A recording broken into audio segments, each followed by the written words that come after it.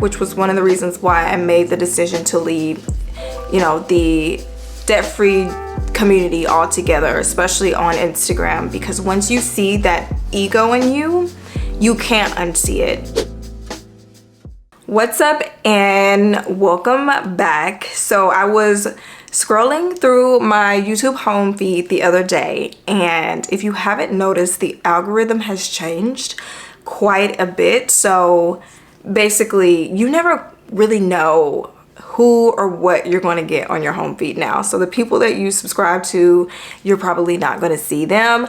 But a video was recommended and it was titled, "Why Do You Postpone Yourself?" And when you see a title of a video and you already know that it's going to speak to you, this video did not disappoint. So I will leave it in the description below so you can check it out after this video. But basically, it was speaking to the part of my journey that I've really been struggling with, really been struggling to accept, especially, the debt-free journey side of things. And it's something that I am trying to be very intentional about not doing, but sadly, it's just one of those things that you cannot completely avoid whenever you're trying to improve your life in some way, especially when it comes to your finances. And the person that you are is the person that is sitting here watching this video. You're breathing, you're blinking, and your past self is the version of you that is no longer. And your future self is the version of you that you are daydreaming about, but it is an illusion. And sadly, if you're anything like me, then you are constantly rerunning the past version of yourself, and you are excitedly daydreaming about your future self and the potential of what could be. And when you do this, your present self does get left behind. The person you are right now, it does get left behind. And I think that's something that, as humans, it's in our human nature to dream about the future and rewind the past. And so we have a hard time being present and being still. And one concept that I have a very hard time with, and my previous self and my current self are it's constant friction, is that you have to press pause on the present and you have to tell yourself no. And obviously, in order to achieve something, especially when it's financial, you have to be disciplined. You have to tell yourself no. You have to delay gratification. You have to kind of press pause on things because you need that money to feed that financial goal. But I kind of challenge the idea that you always have to say no to your present self. And my first debt-free journey was very much that. I was on a bare bones budget. Anything that I got my hands on, I was sending it over to debt. I was stitching up old clothes, shoes had holes in them. I just would not do for my current self because I was so focused on getting to the future version of what I thought my life would be. And looking at it now, I realized I was very much trapped in ego. My debt-free journey was drenched in ego because I wanted to prove to myself and others, I can do this. You say I can't do this. You say debt freedom isn't possible. I'm going to show you. That's very much my character. If someone tells me I can't do something, or there's all these statistics against me as, a Black single mom, I was going to prove them wrong. And I used that to fuel the fire, not really realizing that the ego is growing larger and larger. And so I stayed in a debt-free car. I work hard to pay off my car. Anytime something happened to the car, I would not get it fixed. I would just use the money to fund my debt. So you could hear my car from a mile away. Living in a small little duplex, I stayed there for 5-6 years because it was cheap and I wanted to keep my living expenses very low. And I don't want to say the disgusting part of it, but the disappointing part of it is that I was praised for these things. I thought that I was more noble and I had more integrity because, I'm living way beneath my means, and any little thing that I get, I'm throwing it to debt. So I'm proving to myself, I'm kind of smelling myself, and I feel I'm a bit, being honest, in a way, I'm a bit better than anyone because I have this discipline to apply what's going on now to the future version of myself instead of what was going on in the moment. And I was working like a workaholic. I was always at my computer looking for new ways to generate income, working on my blog, working on my Instagram. And before this video, I was scrolling through the photo album in my phone trying to find a picture that I had taken of my daughter. She had wrote something down on a piece of paper, and whenever I wasn't at the desk, she would use the desk, and she left it on the desk by accident. And this was when she was very young. She was still trying to learn how to write words and spell, and so it was not exactly English, but I could make it out. And she had written, I wish my mama wasn't always at the computer. And I remember she would say, like, you're always working. And basically the tablet was my kid's babysitter because I was always working. I saw nothing but this future goal. And looking through the photo album, I stopped trying to find this picture of it so I could insert it into the video, because as I'm going through old photos and videos of my kids, I wanted to slide down a wall because I don't remember that season at all. I don't remember my kids that small.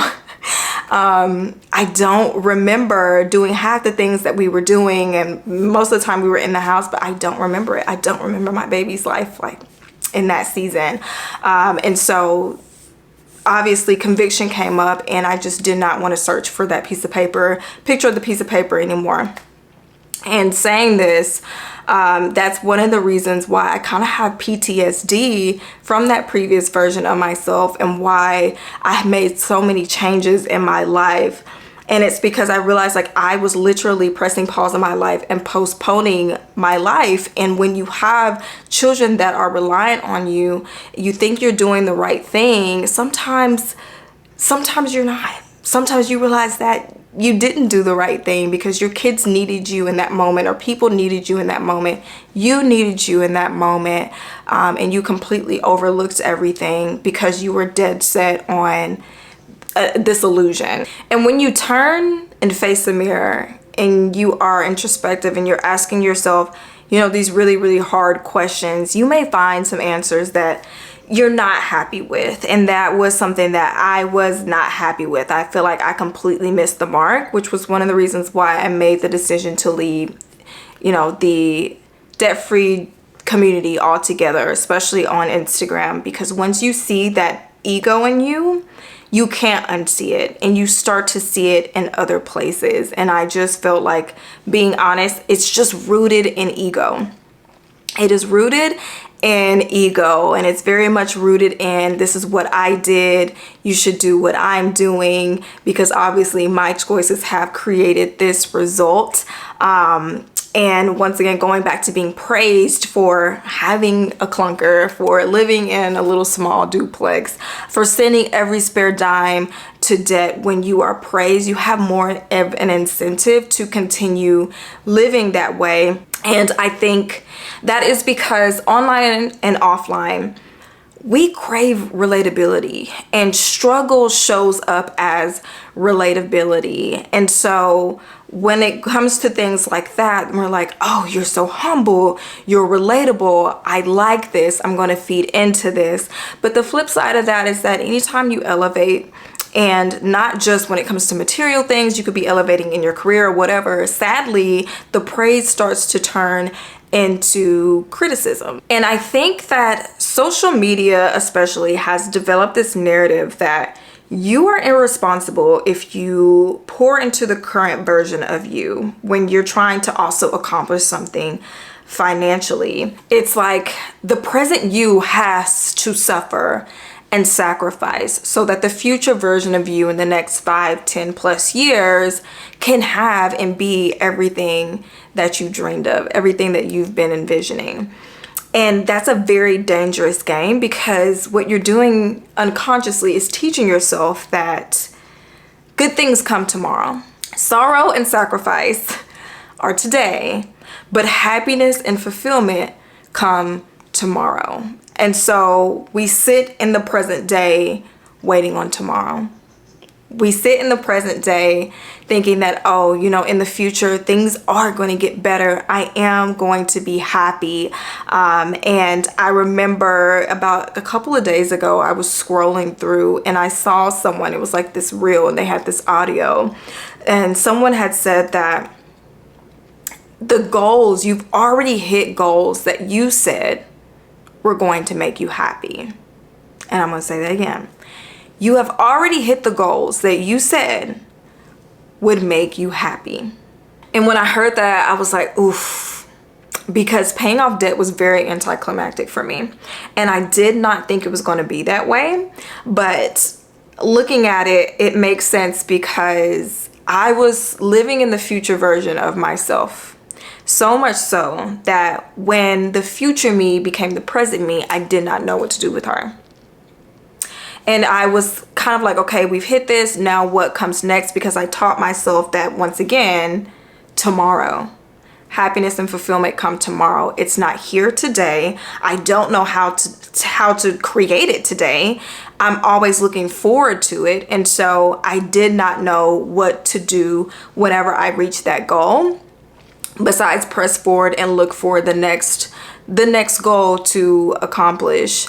And in the video, he does say that when you delay your happiness, you delay your life. And the problem, the friction that I am having is that, once again, you have to delay to have more money to apply to your goals. And I don't really have a solution to this, besides some of the things that I'm going to be talking about later in the video in regard to what I'm doing and the things that I have changed that have been helping me. But I really don't think there's really a solution, because there is no such thing as a perfect balance. But that's just something to keep in mind. Like, you really have to hone in on what it is that you want, what it is that you want to accomplish, what it is that you want your life to feel like. What do you want this life experience to be? Because if you really don't know, that leaves room for ego to come in, and you're going to keep feeding it as you continue to try to strive for tomorrow. And as you strive for tomorrow, sometimes, like me, you may find that tomorrow's never going to come. And these thoughts do come from a very privileged place.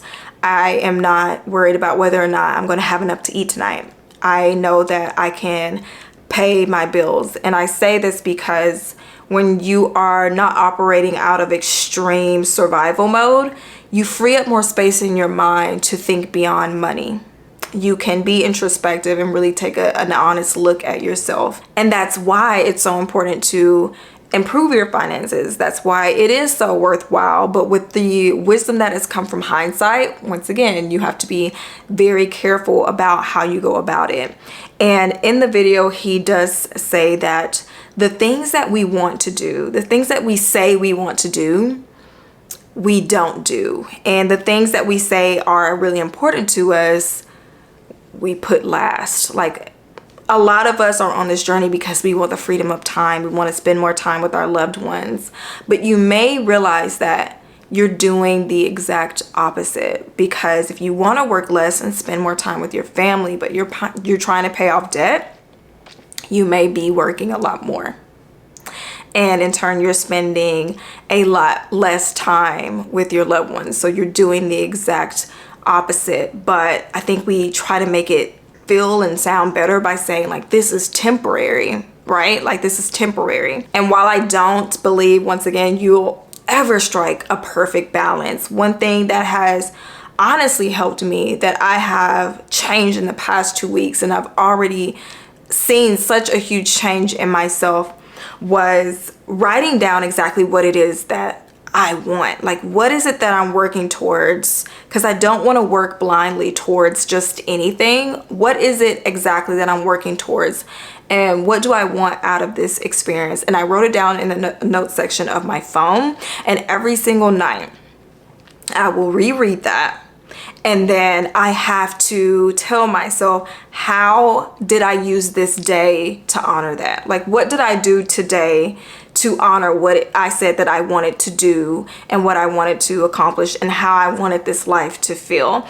And I've noticed now throughout the day, if I'm doing something and it's the thing that I say that I want to do last. Like it's the number one thing that I say that I need to do the least of, which is maybe like scrolling.